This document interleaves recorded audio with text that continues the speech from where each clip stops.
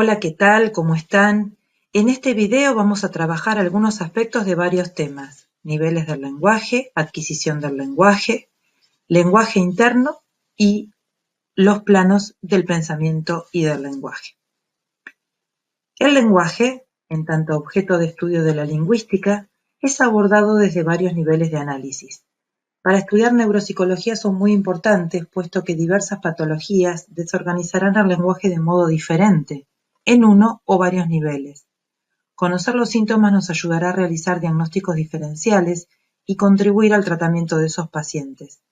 Para eso tenemos que entender a qué refieren cada uno de los niveles y cuál es su sustrato neuroanatómico y neurofisiológico. La adquisición del lenguaje es un tema muy complejo del cual apenas vamos a ver una introducción. Siguiendo a Ascuaga, distinguimos tres grandes etapas de comunicación que él también denominará niveles. Para la primera etapa, nivel prelingüístico; para la segunda, primer nivel lingüístico; y para la tercera, segundo nivel lingüístico. Es muy importante que no confundan unos niveles con otros. Los niveles del lenguaje hacen referencia al lenguaje en tanto objeto de estudio de la lingüística. Las etapas o niveles del lenguaje en la adquisición son un tema de psicolingüística. Ambas cuestiones, por supuesto, se relacionan, además, porque en cada etapa el niño va adquiriendo maestría conductual en el manejo de las diferentes reglas que gobiernan los diferentes niveles. El nivel fonológico es el nivel que especifica las reglas de pronunciación de las unidades lingüísticas. El fonema es la mínima unidad física del habla.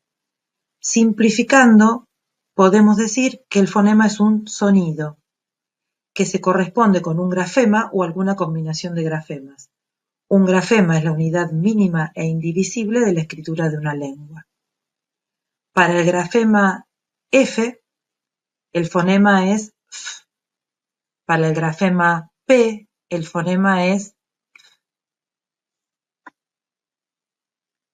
Dijimos simplificando que el fonema es un sonido porque en realidad es una construcción mental que nos permite abstraer todas las apariciones de F con los cambios que conlleva cuando está asociada a las diferentes vocales, porque no es la misma F en fa, que en fe, que en fi, que en fo y que en fu. Y con los muchísimos cambios que sufre cuando es emitida por las diferentes voces de las distintas personas. El fonema no tiene significación por sí mismo, pero participa de la significación. Por ejemplo, el fonema M distingue masa de casa. Aquí tenemos cada uno de los fonemas que se corresponden con los estereotipos fonemáticos, que son unas clases específicas de praxias que nosotros utilizamos para poder articular los fonemas. Todos estos estereotipos fonemáticos en conjunto conforman el estereotipo sinestésico motor verbal o sustrato neurofisiológico de nuestra posibilidad de articular una palabra entera. Ascuaga explica que las combinaciones de los estereotipos fonemáticos se estabilizan en estereotipos motores verbales o sinestésico-motores verbales, que son los soportes neurofisiológicos de nuestra posibilidad de articular las palabras. Cuando estudiamos las praxias, estudiamos el analizador motor, la corteza prefrontal, y entonces hablamos de analizador sinestésico-motor, por integrar nuestra percepción de nuestro propio movimiento. Ahora, en lo que respecta a los movimientos que tenemos que hacer para articular fonemas, hablamos de una parte especial del analizador sinestésico-motor, que es el analizador sinestésico-motor verbal, que nos permite articular fonemas y combinarlos. Este analizador tiene su sustrato neuroanatómico y neurofisiológico en el área de Broca. Siguiendo con el nivel fonológico, tenemos que tomar en cuenta que no solamente articulamos fonemas, sino que también los reconocemos.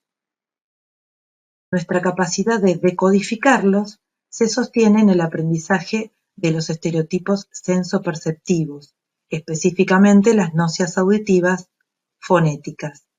Su sustrato neurofisiológico es la corteza auditiva primaria, áreas de Brodmann 41 y 42. Si estas áreas se dañan, nos encontramos ante la sordera verbal, que consiste en la alteración exclusiva de la entrada auditiva para los sonidos del lenguaje, los fonemas. Encontramos que el paciente oye perfectamente, reconoce los sonidos no verbales, pero no puede decodificar los fonemas de su lengua materna, por lo que la oye como si se tratara de un idioma extranjero, por lo que no comprende nada de lo que se le dice en voz alta, no puede repetir las palabras que le indique el examinador ni escribir al dictado, pero el resto del lenguaje está conservado. Recién hablamos del reconocimiento. Repasando y ampliando lo que vimos en la diapositiva anterior, nuestra capacidad de articular los fonemas está dada por nuestro aprendizaje de los estereotipos fonemáticos, que son praxias. Su sustrato neurofisiológico está dado por la actividad de la porción inferior del área de Brodmann 6, la porción posterior del área de Broca, que es la 44, y la sustancia blanca subyacente del área de Broca. Si se produce una lesión en estas zonas, nos encontramos con una patología denominada afemia, que consiste en una alteración exclusiva de la salida oral. El paciente tendrá conservados todos los aspectos del lenguaje, exceptuando su capacidad de articular fonemas. El nivel morfosintáctico comprende las reglas que gobiernan la combinación de morfemas y palabras en unidades significativas como las oraciones y los discursos. Los morfemas se combinan para formar palabras, las palabras para formar oraciones y las oraciones para formar discursos. El morfema es la mínima unidad semántica, es decir, la mínima unidad con significado. Hay diferentes tipos de morfemas. Nosotros vamos a distinguir dos ahora, los morfemas lexicales o lexemas, que son los significados centrales de las palabras, los que aportan las distinciones que estudiamos en el diccionario. Y los morfemas gramaticales, que son los que nos sirven para formar derivativos utilizando prefijos, sufijos, diminutivos o abstractos, por ejemplo, solcito o pancito para ejemplificar con los diminutivos, y los flexivos, los que nos sirven para agregar el significado de número, por ejemplo, soles, panes, más de un sol, más de un pan, o género, por ejemplo, bueno o buena. Una palabra puede estar compuesta por uno o más morfemas. Por ejemplo, la palabra sol está compuesta por un solo morfema, que es lexical.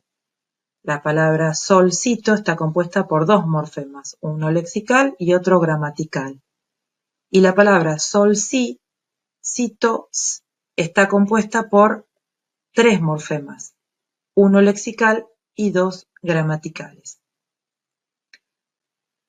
A nivel semántico, este nivel contiene las reglas mediante las cuales puede asignarse un significado a cada enunciado verbal y establecer relaciones semánticas. Para poder otorgar significado a un enunciado verbal, a una oración, primero hay que poder otorgárselo a cada una de las palabras. Vimos que cada palabra puede estar compuesta por uno o más morfemas. Cada uno de ellos va a aportar un sema, un rasgo de significado. Esta aporta dos semas y esta aporta tres semas. Entonces decimos que los semas son los rasgos de significado, lo que estudia la semántica. De acuerdo con Ajuaga, el sustrato neurofisiológico de los semas son lo que él denomina neurosemas. El estereotipo verbal es la base fisiológica del significado de toda la palabra y depende de la actividad analítico-sintética del analizador verbal, que tiene como sustrato neuroanatómico el área de Wernicke. En lo que respecta al nivel pragmático, es aquel que permite producir e interpretar actos de comunicación adecuados al contexto social y situacional. Para poder estudiar este nivel es necesario conocer los axiomas que rigen la pragmática de la comunicación humana, que ustedes ya han visto en otras materias. Además, supone la adecuada interpretación de los signos no verbales, tanto los de la expresión facial, las señales con los ojos, los movimientos de las manos y la proxémica, que es el estudio del significado de las distancias conversacionales en la comunicación humana. Este nivel incluye también la capacidad de empatizar, tanto como la de mentalizar, con lo que se conecta con otros temas tratados previamente en teoría de la mente. Aquí tenemos las etapas de adquisición, ontogenia, aprendizaje o desarrollo del lenguaje. En la primera etapa de comunicación o nivel prelingüístico encontramos dos momentos, dos fases o dos partes. Primero, el juego vocal propioceptivo, que va aproximadamente de los 2 a los 6 meses. Consiste en un balbuceo, un juego vocal con emisiones continuas y repetición de sonidos. Este balbuceo es congénito, se produce también en los niños sordos. En la otra etapa, que es el juego vocal propioceptivo auditivo y que va de los 6 a los 11 meses aproximadamente, se produce un juego vocal con nuevos sonidos porque a los 6 meses los niños completan la maduración de su vía auditiva, aportando información no solo propioceptiva, sino también auditiva para generar su producción vocal.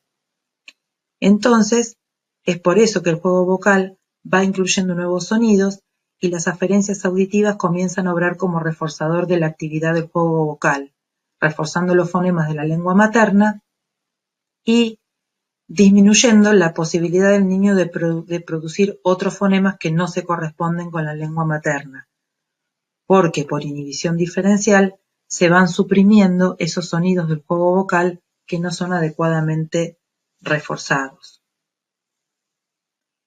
En esta etapa, si fallan o faltan las aferencias auditivas para retroalimentar las emisiones, el juego vocal es pobre o se extingue, como ocurre con los niños sordos o hipoacúsicos en esta etapa. En la segunda etapa de comunicación o primer nivel lingüístico encontramos varias subetapas. En la del monosílabo intencional, que va del año al año y medio aproximadamente, el infante puede contar con sílabas para expresarse. Algunos niños pasan directamente a la palabra completa y no cuentan con sílabas, pero algunos pasan por esta subetapa del monosílabo intencional y utilizan una sílaba como puede ser ta, ta, ta o da, da, da para expresar diferentes intenciones comunicativas. En la siguiente etapa, que es la de la holofrase o palabra-frase, que va del año y medio aproximadamente a los 2 años, el niño utiliza una palabra con el sentido de frase. Entonces dice solamente pan para decir quiero pan o quiero comer. En la etapa de la palabra yuxtapuesta, de 2 palabras o habla telegráfica, aproximadamente de los 2 a 3 años, el niño va a decir 2 palabras como dame pan o toma el pan y la mayor parte de las veces son un verbo y un sustantivo. En la última subetapa de esta segunda etapa de comunicación va a adquirir la frase simple o oración simple, aproximadamente a partir de los 3 años, puede ser antes. La frase o oración simple incluye sujeto y predicado y respeta concordancia de género y número, artículos, vocabulario ampliado y preposiciones. Por ejemplo, va a poder decir vamos al jardín, o ella estaba primero, o quiero ese auto, o yo no le pegué, él me lo sacó. Van viendo cómo se van complejizando las emisiones. En este caso la estamos pronunciando como las pronuncia un adulto. Ellos todavía van a estar trabajando su nivel fonológico y entonces los estereotipos fonemáticos no van a estar suficientemente estabilizados. Entonces puede ser que se produzcan errores normales de pronunciación durante todas estas etapas de la adquisición. Respecto a la tercera etapa de comunicación o segundo nivel lingüístico, se divide en 2 etapas. Una primera etapa que va de los 5 a 7 años, en que a nivel sintáctico es prácticamente similar al del adulto y a nivel semántico termina el dominio de los adjetivos y de los adverbios. En la segunda subetapa, de 7 a 12 años, todavía hay un mayor desarrollo semántico y de vocabulario, y en lo que refiere a lo sintáctico, se termina con el dominio de las oraciones subordinadas, inclusive las relativas. Un ejemplo con varias subordinadas que una persona ya de 12 años estaría en condiciones de entender perfectamente es este. Estos son mis compañeros, aquellos con los que voy a estudiar. Mara, a quien conozco desde hace tiempo, es muy divertida. Pedro, que habla 3 idiomas, nos organiza. Y Laura, cuya creatividad es alucinante, además es amorosa. A lo largo de la segunda y tercera etapa de comunicación, se desarrolla el lenguaje interno. Debemos la descripción del lenguaje interno a Vygotsky y a su teoría de la internalización del lenguaje, y a Ascuaga a su sistematización en el campo de la neuropsicología del lenguaje. El lenguaje interno, nos explica Ascuaga, está constituido por estructuras lingüísticas, y la fuente de esta afirmación provienen de los siguientes hechos. Dominar un nuevo idioma exige que se piense con él. Si uno está traduciendo palabra a palabra, no está dominando ese idioma nuevo. El soliloquio en voz alta, que es esa conversación con nosotros mismos que tenemos cuando no inhibimos nuestro lenguaje interno, y entonces es como si pensáramos en voz alta, lo decimos en voz alta. Y en el diagnóstico psiquiátrico, que las manifestaciones del lenguaje expresan las alteraciones del pensamiento, la aceleración del lenguaje en la manía, la desorganización del lenguaje esquizofrénico, la desorganización del lenguaje en la confusión mental y en los delirios. En este mismo sentido aportan las afirmaciones de Vygotsky en favor de las características de que el lenguaje interno está constituido por pura predicación, que ocurre en el lenguaje interno, la pura predicación, todo el tiempo, porque nosotros sabemos cuál es el sujeto de lo que estamos pensando. En el lenguaje externo ocurre solamente cuando se trata de una respuesta o cuando el sujeto de la oración es conocido de antemano. Entonces, nosotros, por ejemplo, decimos vino de Buenos Aires. Si decimos vino de Buenos Aires solamente, nuestro interlocutor, si estamos diciéndolo en lenguaje externo, nos va a preguntar quién vino de Buenos Aires. No nos va a admitir solamente el predicado. Pero en lenguaje interno, nosotros, que nos lo diríamos a nosotros mismos con significados y no con palabras, podemos generar una afirmación como la de vino de Buenos Aires, sin tener que decir quién es el que vino, porque nosotros, al hablárnoslo en lenguaje interno, ya lo sabríamos. Respecto a que está aglutinado, el lenguaje interno tiene tendencia a la aglutinación, a la fusión, porque los significados no están discriminados unos de otros. Es breve comparado con el externo, es otra característica, por el hecho de que el lenguaje interno no está con la organización gramatical del lenguaje externo. Está conformado por significados que se interpenetran los unos con los otros.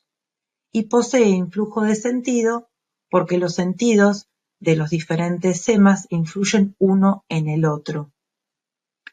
Es así que el lenguaje interno está constituido por las interconexiones de los neurosemas en una concatenación que puede ser más o menos acelerada y más o menos próxima a la concreción en lenguaje externo.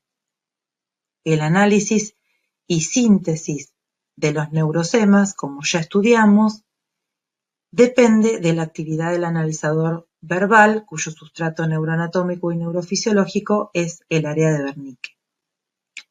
Ascuaga, basándose en los aportes de Vygotsky, distingue los siguientes planos del pensamiento y del lenguaje: el plano emocional, la motivación y la sensopercepción, que son Está dado por los dispositivos básicos que aportan gran parte de los significados que luego se expresarán en palabras. El pensamiento extraverbal, que se da en un plano ajeno a las estructuras lingüísticas y que prefiere llamar extraverbal y no preverbal porque esto de que es por fuera del lenguaje extraverbal es lo que indican sus formas en sordomudos, en sordos y en niños con distintos retardos del lenguaje que exhiben un desarrollo normal en este plano. El lenguaje interior, que está dado por, como recién estudiamos, por las interconexiones de los neurosemas, que puede ser más o menos próxima a la concreción al lenguaje externo. El pensamiento discursivo, que es un plano que por estar constituido por estereotipos verbales diferenciados está un poco más inmediato a la formulación verbal. Y por último el lenguaje externo, que es la producción concreta del lenguaje, que puede ser oral o escrita. Como podemos observar, desde el lenguaje interno al externo deben producirse dos transcodificaciones, dos cambios de código.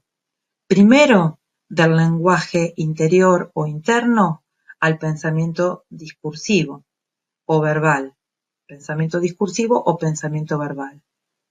Luego del pensamiento discursivo al lenguaje externo. Esto explica la dificultad que encontramos muchas veces para expresar una idea en palabras. Tenemos la idea, pero aglutinada, breve, en forma de significados, sin forma gramatical, en lenguaje externo. Expresarla implica diferenciar los estereotipos verbales, distinguiendo los significados, encontrar las palabras adecuadas, ordenarlas gramaticalmente y finalmente decirlas o escribirlas. Muchísimas gracias.